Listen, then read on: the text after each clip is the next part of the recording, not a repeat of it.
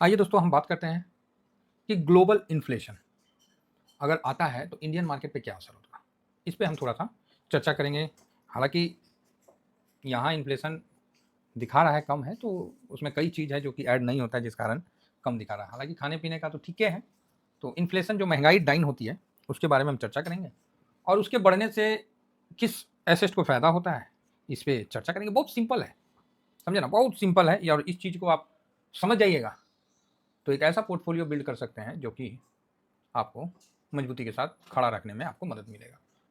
ठीक है, चलिए। तो उससे पहले आप लोग फर्स्ट बार विजिट कर रहे हैं तो सब्सक्राइब करिए। मेरा 2 चैनल है, एक 50 ट्रेडर्स बाय स्टॉक मार्केट और ये है 1.0। अभी वीडियो 1.0 पे अपलोड हो रहा है तो इसको प्यार दीजिए अपना।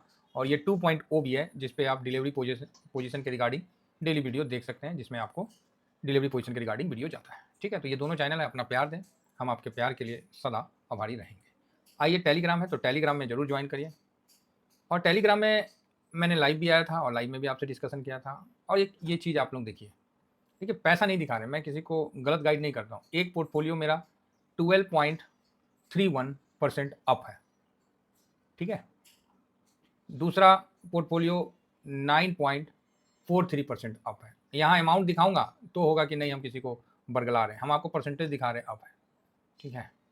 तो हालांकि आप लोग जानते हैं इस चीज़ को, समझते भी हैं। और ये अभी का है, रिसेंट का है, देखिए, क्योंकि ऊपर में लिखा हुआ भी है निफ्टी का 24,654 और जो बंद हुआ था 1% के आसपास गिर के 236 पॉइंट गिर के। तो अभी का ये पोर्टफोलियो। तो अगर आपको भी ऐसा पोर्टफोलियो बनाना है तो भाई साहब समय लगता है, रातों रात तो नहीं होता है ना। रातों रात होता है तो कोई बात ही नहीं है ना। और ये एजुकेशन है, ये कोई चूरन नहीं है जो हम आपको फका दे और खिला दे समझ रहे हैं, ये एजुकेशन है, इसको बड़े प्यार से समझना पड़ता है, पेशेंस से धारण करना पड़ता है। और उसके बाद ये फिर आपको इस अस्थिर मार्केट में, अनसर्टेन मार्केट में भी आपको स्टेबल रहने में मदद करता है।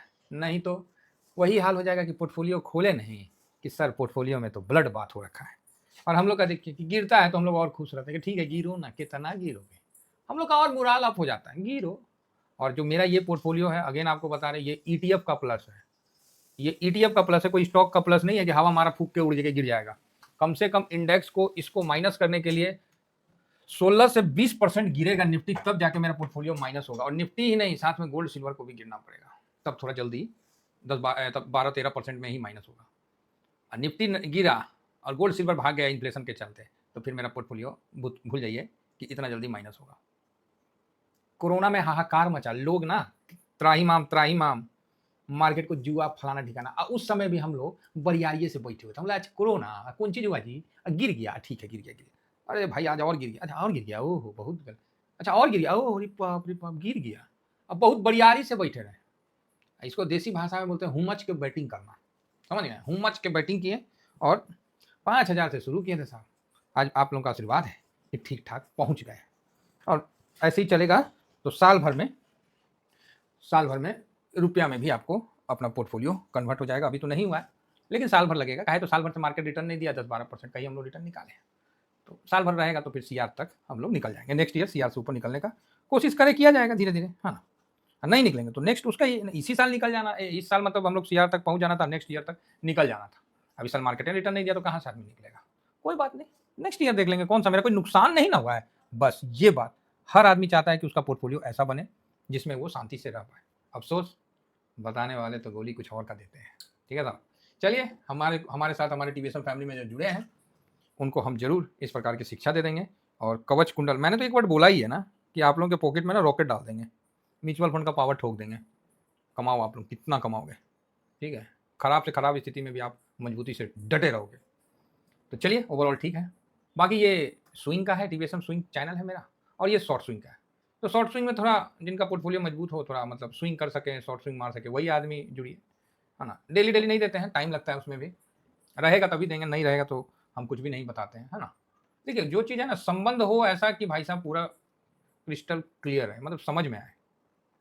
अब आप लोगों को जो ये चार्ट दिख रहा है, ये आप लोगों को भ्रमित करने के लिए हम लगा रखे हैं, तो इसे कुछ तो लगाना ना पड़ेगा, इसीलिए हम ग्लोबल इन्फ्लेशन प्रोजेक्शन लगा दिए हैं इसी, है ना। तो ज़्यादा इस पर ध्यान नहीं देने का, हमारी बातों पर ध्यान दीजिए। हाँ, ये ठीक है, ये कम है इस पर। तो ग्लोबल इन्फ्लेशन जो है वो अगर बढ़ता है तो क्या क्या होता है उसमें हम थोड़ा सा चर्चा करेंगे कि अमेरिका यूरोप जैसी बड़ी अर्थव्यवस्था में जब इन्फ्लेशन बढ़ती है ना, अभी बढ़ा है उसमें 0.29 समथिंग हुआ है, 29 ऐसे कुछ हुआ है ना, चेक करना पड़ेगा। 2.9 ऐसे बढ़ा है, जो कि फेड का मतलब उससे ऊपर हुआ है। हालांकि फेड फिर भी रेट कट किया था। तो यूएस फेड रिजर्व को ना ब्याज कट किया था, लेकिन हो सकता है कि 3% से ऊपर हो गया तो फिर ब्याज बढ़ा देगा, फिर रेट कट नहीं होगा। तो इस रेट कट नहीं होगा तो इससे नुकसान होगा, है ना, क्योंकि जब रेट कट होता है तो बॉन्ड से पैसा निकल के इमर्जिंग मार्केट में आता है ना, इक्विटी मार्केट में आता है। और अभी बॉन्ड से पैसा निकला नहीं, जिस दिन रेट कट हुआ था उस दिन 4 पॉइंट के नीचे गया था बॉन्ड, और फिर वापस से चढ़ के ऊपर हो गया। मतलब लोगों को भरोसा नहीं है कि रेट कट होगा कि नहीं होगा आगे। तो ये भी एक पॉइंट है, मतलब पैसा जो है सेफ एसेट में जाता है, जैसे बॉन्ड हो गया। ऐसे में वहाँ क्या है कि जो इमर्जिंग मार्केट वाले देश है ना, वहाँ से भी पैसा निकलता है, जो कि आप देख रहे हैं, और पैसा सेफ एसेट में जाता है। और क्योंकि रुपया कमजोर होने लगता है, सेफ एसेट जाने का मतलब गोल्ड, बॉन्ड, इन चीज़ों में आगे बढ़ता है। भारतीय कंपनी में लगातार बिकवाली होना शुरू हो रखा है, जो कि आप पिछले साल भर से देख ही रहे हैं।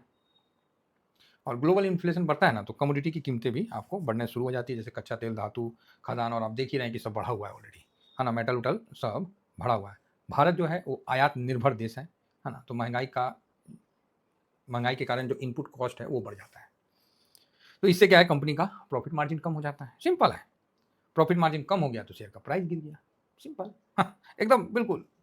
इसका इम्पैक्ट जो है ना, जो महंगाई है, ग्लोबल महंगाई, इसका इम्पैक्ट करेंसी पे भी पड़ता है, क्योंकि भाई डॉलर मजबूत होता है तो वहाँ देखिए अपना रुपया कैसे खट खट खट खट अभी 89 के आसपास पहुँच गया, 90 भी पहुँच ही जाएगा जिस रफ्तार से जा रहा है। तो डॉलर मजबूत होता है और वहाँ रुपया कमजोर होता है, तो इससे स्वाभाविक है कि जो एफ का पैसा है उस पर रिटर्न कम होता है, रिटर्न कम होता है तो एफ पैसा निकालते हैं।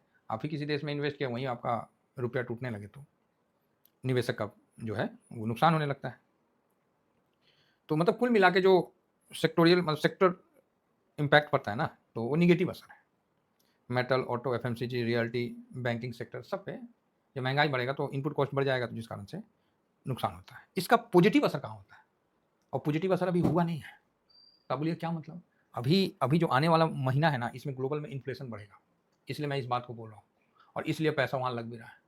इन्फ्लेशन बढ़ेगा तो इसमें किस सेक्टर को बेनिफिट होगा, नाम सुन लीजिए, आईटी और फार्मा, इन सेक्टर को अच्छा बेनिफिट होगा। ठीक है, आईटी और फार्मा लिख दिया, इन सेक्टर में अच्छा बेनिफिट होगा। तो इन्फ्लेशन का मतलब मतलब इसमें अच्छा बेनिफिट होता है। ठीक है, इसको ध्यान में रखिएगा।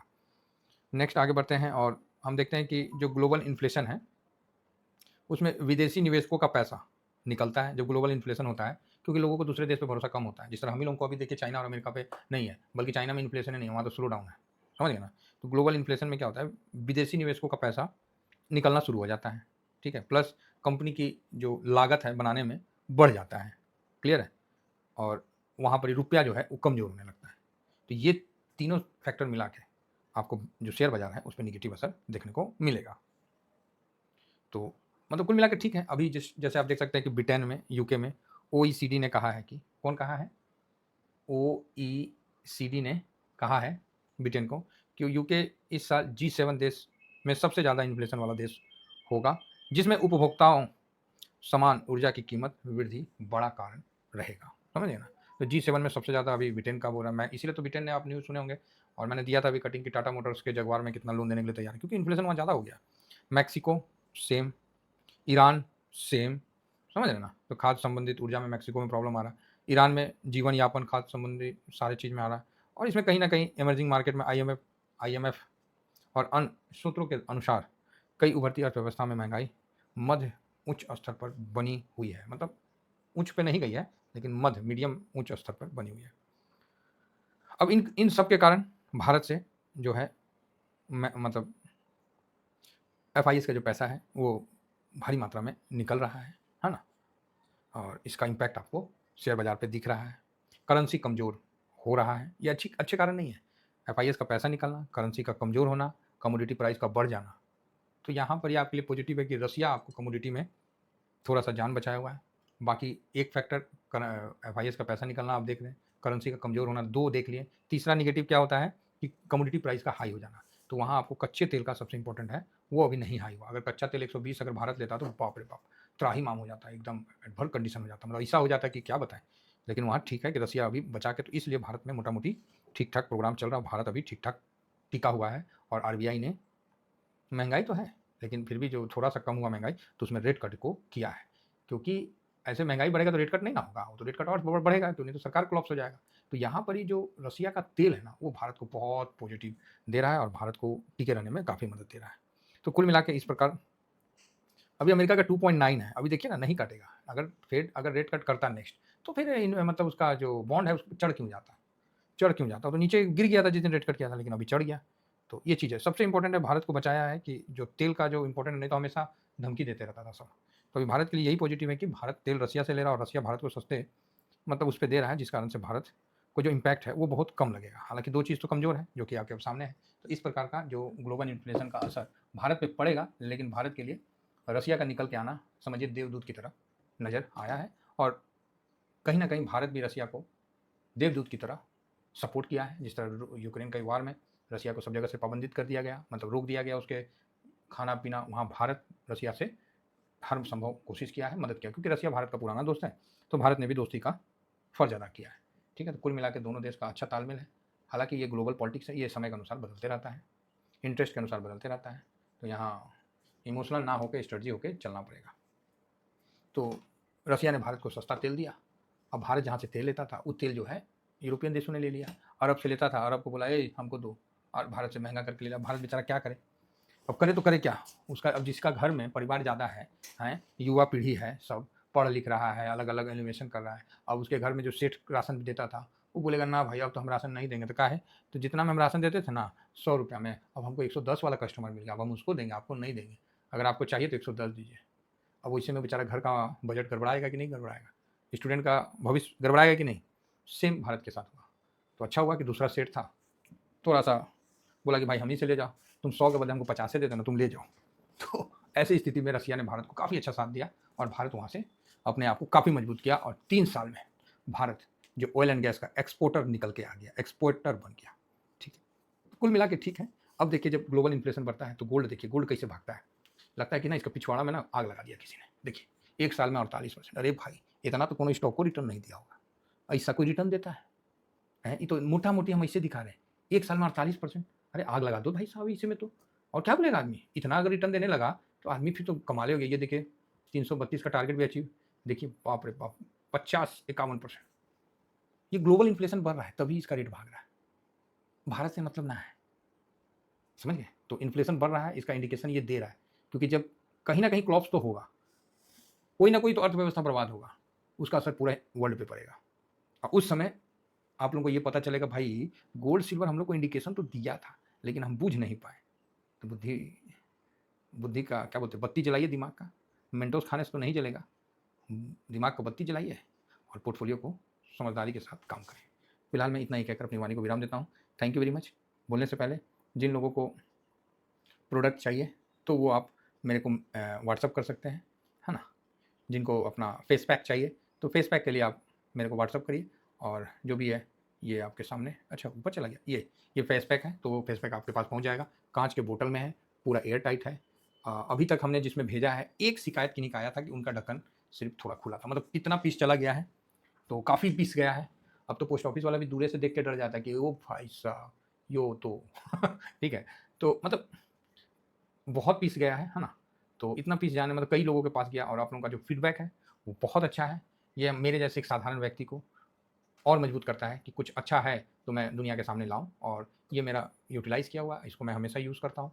आप इसको डेली बेसिस पे यूज़ कर सकते हैं। इस किसी भी प्रकार का स्किन पे आप इसको यूज़ कर सकते हैं। कोई साइड इफ़ेक्ट आपको देखने को नहीं मिलेगा। फिर भी अगर किसी को कोई भी दिक्कत होता है तो आप इस नंबर पे फ़ोन करिए, मैं आपको अवेलेबल रहूँगा, ठीक है?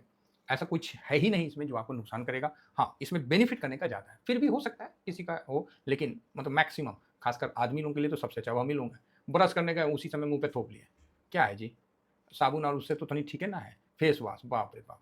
ऐसन फेस वॉश होता है कि उसको कभी लेके हाथ गाड़ी हम धोते हैं फेस वॉश से। सही बता रहे हैं। भाई साहब कितना केमिकल है, चेहरे को तो ऐसा कर देता है कि एकदम धज्जियाँ उड़ा देता है। हैं? तो इसलिए अपना जो देसी प्रोडक्ट है उसको यूज़ करिए और अच्छा रहेगा। तो आप ये नंबर मैं अगेन अपना रिपीट कर देता हूँ। बाकी जिसको मन है आप ज़रूर यूज़ करिए, और एक बोतल में आपको ₹50 डिलीवरी चार्ज लग जाएगा, और 2 बोतल लेने में आपको फ्री डिलीवरी होगा। 1 बोतल का दाम 270 है, और 1 बोतल अगर कोई मँगवाएँगे तो इतना लग जाएगा 320, और 2 बोतल मँगवाएँगे तो सिर्फ 540 लगेगा। यूज़ करिए, हेल्दी रहिए और मार्केट में बने रहिए। डरना नहीं है, घबराना नहीं है। फिलहाल इतना ही कहकर अपनी वाणी को विराम देता हूँ। Thank you very much. जय हिंद, जय भारत।